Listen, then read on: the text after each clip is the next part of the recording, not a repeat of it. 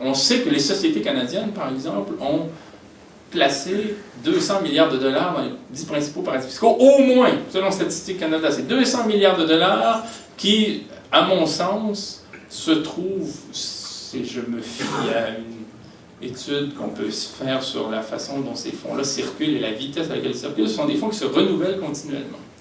Et c'est ce qui explique que dans ce Québec et ce Canada, c'est exemplaire, il y a de la moisissure dans les écoles, il y a une seule infirmière par étage dans les hôpitaux, qu'on licencie les pompiers d'une municipalité, Rosemère, qui est tout près d'ici, parce qu'on n'arrive pas à se payer des pompiers, qu'on en vient à fermer des centres d'intervention auprès des toxicomanes. On voit très bien que nous aussi, ici, on vit dans un mirage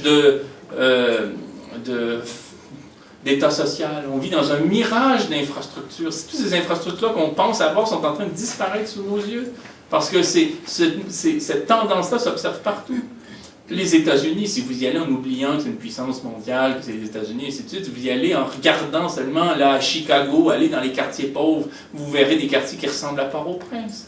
Vous verrez des quartiers qui ressemblent à n'importe quel quartier pauvre du monde. Parce que les États, d'une part, n'ont pas voulu affecter les fonds qu'ils ont à la lutte aux inégalités, et d'autre part, ils ont laissé les entreprises développer toutes sortes de stratégies pour éviter de payer l'impôt, pour faire en sorte que l'État, de toute façon, n'ait pas les moyens de cette lutte à la pauvreté qu'on appelle de nos voeux et au financement de la mission sociale, que celui qui est nécessaire pour vraiment instaurer le bien commun, l'intérêt général.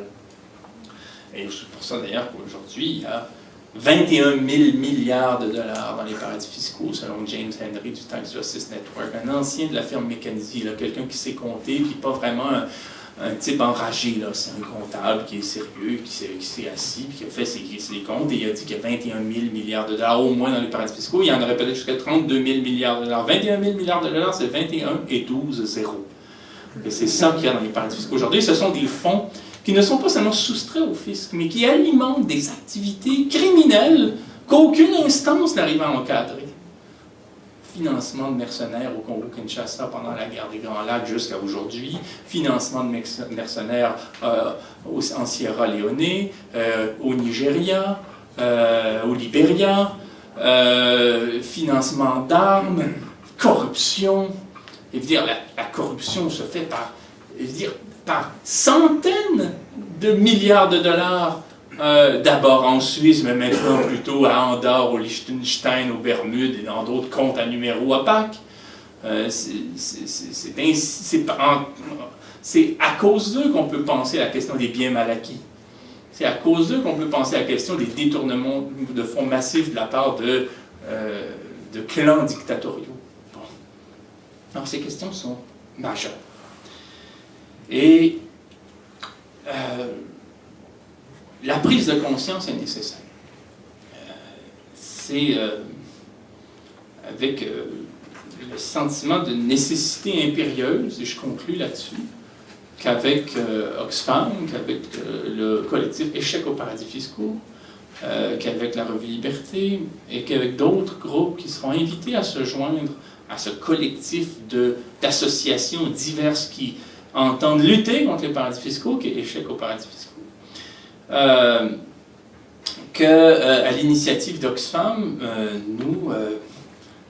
nous croyons nécessaire deux choses. C'est que d'une part, les gens signalent qu'ils sont conscients du problème des paradis fiscaux en signant une déclaration. On sait qu'ils existent. Et on manifeste simplement notre prise de conscience. Les paradis fiscaux existent. Deuxièmement, les hommes et les femmes qui se sentent concernés par le problème des paradis fiscaux, quel que soit le secteur d'activité qui est le leur, et quel que soit leur... on a tous des enjeux particuliers. La question qui les touche le plus, lutte aux inégalités sociales, solidarité internationale, éthique dans le domaine extractif, santé publique, démocratie, culture, éducation, peu importe le secteur qui nous intéresse. Il nous a semblé urgent de permettre à celles et ceux qui ont des notions, des compétences, qui ont mené une réflexion, qui ont des convictions sur ce secteur-là, de nous dire qu'est-ce qu'elles souhaiteraient voir réaliser s'il y avait soudainement 1 milliard de plus au Canada qui serait affecté à leur domaine d'activité pour lutter contre les inégalités. Qu'est-ce que tout d'un coup on peut faire là, avec c'est pas beaucoup 1 milliard dans un budget d'État, mais c'est ce qu'on pourrait avoir par secteur d'activité important là, si on faisait vraiment la lutte aux paradis fiscaux. Si le gouvernement de Justin Trudeau, si le gouvernement de Philippe Couillard avait vraiment en tête de lutter contre ce phénomène des paradis fiscaux qui est rendu possible par les États de droit et qui favorise l'évitement fiscal, la délocalisation d'actifs qui échappent au traitement du droit, plutôt que de faire plaisir aux amis, à l'establishment financier, aux grandes entreprises qui profitent de cette délocalisation d'actifs pour contourner le droit. Et donc, pour que cette réflexion soit menée à terme, il est possible, dans le cadre de la campagne Milliards perdus d'Oxfam, de simplement écrire